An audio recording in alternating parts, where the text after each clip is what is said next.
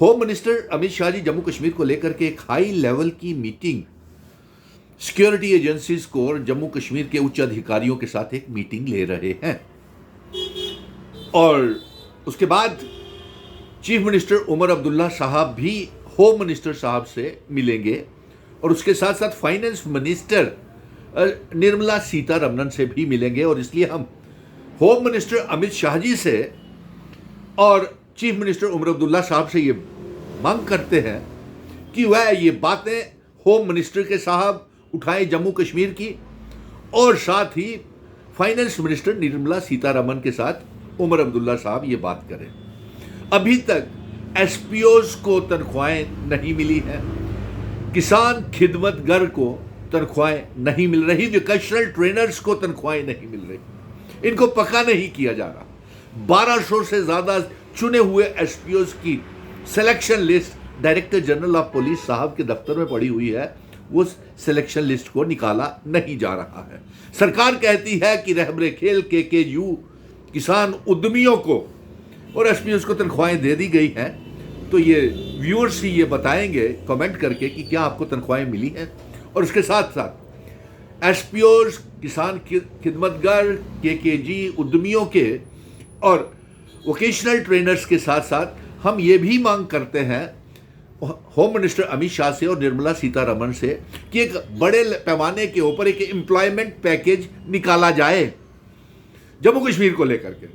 हमारे जम्मू कश्मीर के तमाम पीएचई, पीडीडी, पीडब्ल्यूडी के डेली वेजर्स, रहबरे खेल, जंगलात, सेहत, रहबरे तालीम बच्चे और उसके साथ साथ land donors, contingent paid worker, कुक्स सभी बेरोजगार पड़े हुए हैं। कॉन्ट्रैक्चुअल लेक्चरर्स को कुछ नहीं मिल रहा। और इसके साथ साथ अफसोस इस बात का है कि हमारे बहुत से trend doctors, BDS doctor, dental surgeon, BMS doctor, yoga instructor, किसी को पिछले 12 साल से नौकरी नहीं दी गई है। बेहद अफसोस की बात है। इसके साथ साथ फायर एंड इमरजेंसीज का सबसे बड़ा घोटाला, उसकी तहकीकात नहीं की जा रही और बच्चों को इंसाफ नहीं दिया जा रहा। एसआरओ 43 के बच्चों को पका नहीं किया जा रहा। Anganwadi, home guards, village defence committees के मेंबर्स और किसी को भी इंसाफ नहीं मिल रहा।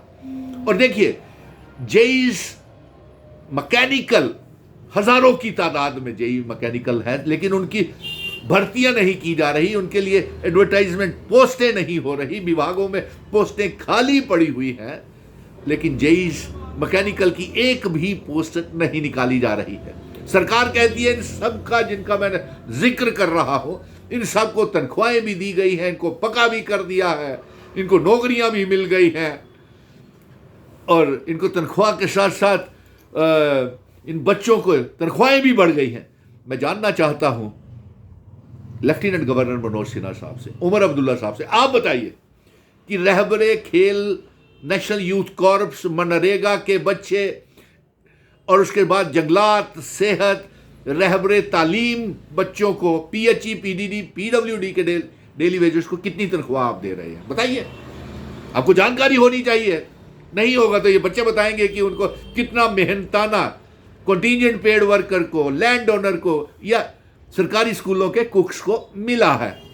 और अफसोस इस बात का है कि आपने कई बार वादा किया होम मिनिस्टर साहब कि मिनिमम वेजेस एक्ट लागू करेंगे, लेकिन आपने नहीं किया।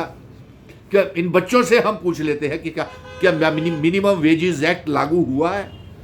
क्या इन तमाम बच्चों को, रहबरे खेल, जंगलात, सेहत, एसपीओ, विलेज डिफेंस कमेटीज के मेंबर, पीएचई, पीडीडी, पीडब्ल्यूडी के daily Vaser, contingent paid worker, कुक्स, land owners, चौकीदार, लंबड़दार, क्या इनको मिनिमम वेजेस एक्ट मिल रहा है? क्या जेई मैकेनिकल कमेंट करें और बताएं क्या आपकी नौकरियां निकली हैं?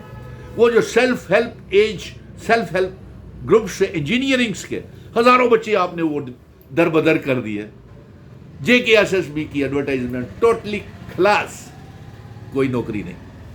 इसलिए मैं अमित शाह जी से और चीफ मिनिस्टर उमर अब्दुल्ला से ये कहूंगा कि फाइनेंस मिनिस्टर से ये पैगाम लेकर के आए और इन बच्चों को पक्का करने का, रेगुलराइज करने का ऐलान करें।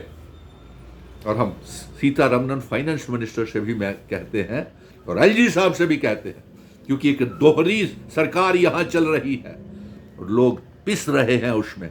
हमारे रियासत का दर्जा, स्पेशल स्टेटस 370 35 से जिन शर्तों के ऊपर असेशन जम्मू कश्मीर का भारत के साथ हुआ है, वो शर्तें लागू करें।